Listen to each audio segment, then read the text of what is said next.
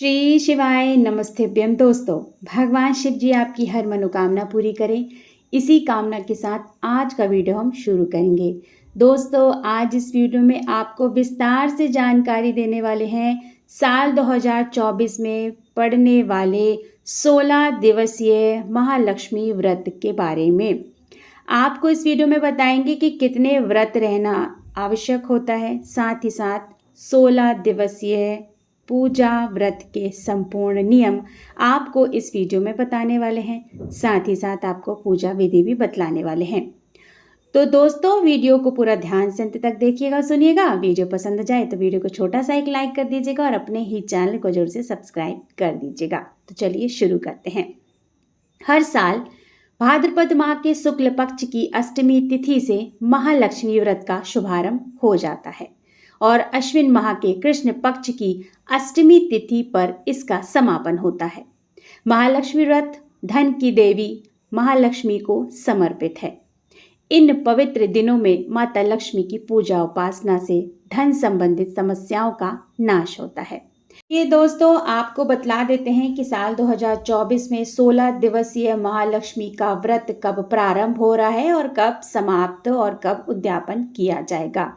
तो दोस्तों, साल 2024 में महालक्ष्मी व्रत की शुरुआत 11 सितंबर से हो रही है और वहीं इसका समापन व उद्यापन 24 सितंबर को किया जाएगा। दोस्तों, अब बात कर लेते हैं कि क्या पूरे 16 दिन जो है वो व्रत नियम करने चाहिए। देखिए, बहुत सारे घरों का जो नियम विधान है वो ऐसा रहता है कि उनको 16 दिवसीय पूरी तरह से माता लक्ष्मी को समर्पित रहते हैं। महाराष्ट्र साइड अगर जाएंगे तो पूरे 16 दिनों तक तो बहुत अच्छे से माता रानी की एक चौकी सजाई जाती है। महाराष्ट्र साइड में मतलब ऐसा है कि बहुत धूमधाम से जो महालक्ष्मी का व्रत है वो किया जाता है। पूरे 16 दिवसीय जो है वो पूरे विधि नियम से माता लक्ष्मी की सेवा की जाती है। सुबह शाम माता लक्ष्मी की बहुत अच्छे से विधिवत पूजा आरती की जाती है और कलश की स्थापना की जाती है।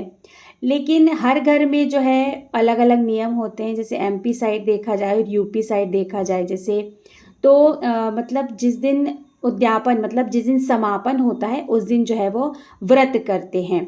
तो देखिए, अगर आप 16 दिवस तक, क्योंकि 16 दिन बहुत ज़्यादा हो जाते हैं, आजकल जो है वो समय की सबके पास जो है वो कमी है, ऑफिस वगैरह जाना होता है, तो इस तरह से चौकी लगा के अखंड जोत जला के जो है वो हम बाहर नहीं जा सकते हैं।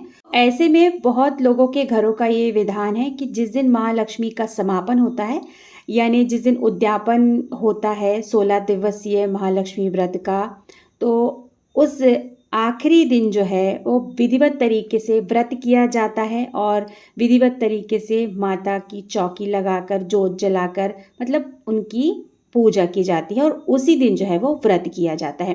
लेकिन मैंने महाराष्ट्र साइड देखा है, मैं अपना एक्सपीरियंस आपको बता रही हूँ कि वहाँ 16 दिन तक ना माता लक्ष्मी को पूरी तरह से समर्पित रहते हैं। तरह तरह के पकवान बनाकर माता लक्ष्मी के सामने उनको भोग के तौर पर रखे जाते हैं। मतलब बहुत अच्छे से उन लोग माता लक्ष्मी की 16 दिन तक जो है वो पूजा अर्चना करते हैं। लेकिन कई लोग जो है वो ऐसा नहीं कर पाते हैं, तो वो समापन वाले दिन जो है वो अच्छी तरह से व्रत रखकर माता रानी की चौकी लगाकर पूजा वगैरह कर सकते हैं। और 16 दिन की व्रत की बात करूँ तो देखिए, बहुत सारे लोग जो है वो 16 दिन का व्रत रखते भी हैं, क्योंकि उनके घर के पुराने नियम हैं, उनके पुराने जो बड़े बुजुर्ग हैं वो कहते होंगे, तो भाई वो अपने नियम जो है वो अभी तक चला रहे हैं। लेकिन अगर आप पूरे 16 दिन तक व्रत नहीं कर पा रहे हैं, तो जिस दिन समापन है महालक्ष्मी व्रत का, आप उस दिन जो है वो व्रत रखकर जो है अच्छी तरह से पूजा अर्चना कर सकते हैं। ये अब इस व्रत का थोड़ा सा महत्व आपको बतला देते हैं। महालक्ष्मी व्रत हिंदू धर्म में एक प्रमुख व्रत में से एक है, जिसमें मां लक्ष्मी जी की आराधना की जाती है। यह व्रत विशेष रूप से महिलाओं द्वारा किया जाता है, लेकिन पुरुष चाहे तो भी इस व्रत को रख सकते हैं।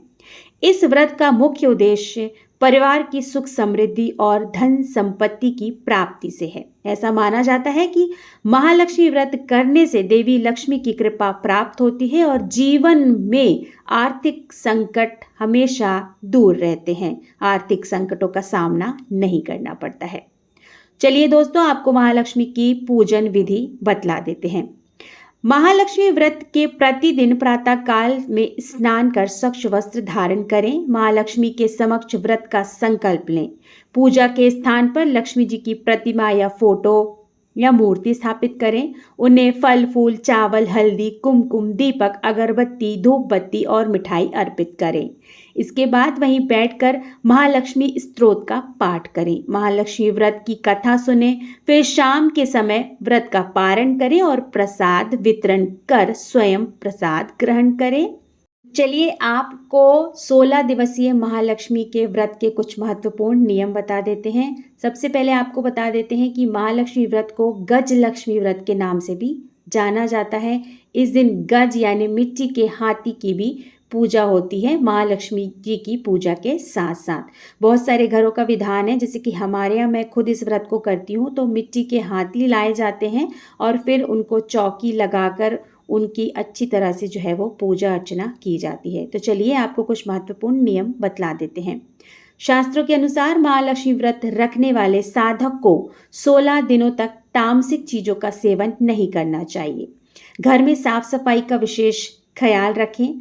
हर रोज माँ लक्ष्मी के सामने दीपक जलाएं और उनकी विधिवत पूजा अर्चना करें। यह व्रत रखने वालों को खट्टी चीजों से भी परहेज करना चाहिए। पूरे 16 दिनों तक खट्टी चीजों को नहीं खाना चाहिए। लक्ष्मी जी की पूजा के बाद 16 दूर्वा घास की गांठ को पानी में डुबोकर शरीर पर छिड़कना चाहिए।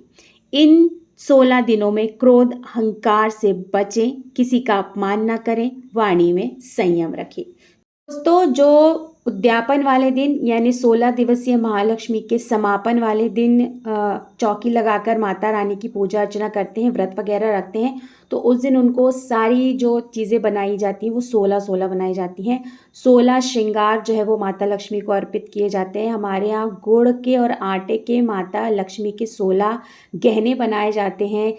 कई लोगों के यहाँ बेसन के बनाए जाते हैं, लेकिन हमारे यहाँ जो है ना गुड़ और आटे के 16 गहने बनाए जाते हैं, फिर माता लक्ष्मी को जो है वो अर्पित किए जाते हैं। इस तरह से 16 दिवसीय महालक्ष्मी में 16 चीज़ों का बहुत ही ज़्यादा महत्व बतलाया गया है। तो हर चीज़ें जो है वो 16 चढ़ाई जाती हैं। जैसे गज की यानी हाथी की पूजा की जाती है मिट्टी के, तो उनको 16 दूर्वा चढ़ाई जाती है। इस तरह से 16 का जो है वो बहुत विधान है। तो दोस्तों, यहाँ पर संपूर्ण जानकारी मैंने महालक्ष्मी व्रत की आपको दे दी है। आशा करती हूँ आपको वीडियो पसंद आया होगा। वीडियो पसंद आया है दोस्तों तो वीडियो को छोटा सा एक लाइक कर दीजिएगा। आपका एक छोटा सा लाइक हमें प्रेरित करता है और भी अच्छे नए वीडियो बनाने के लिए।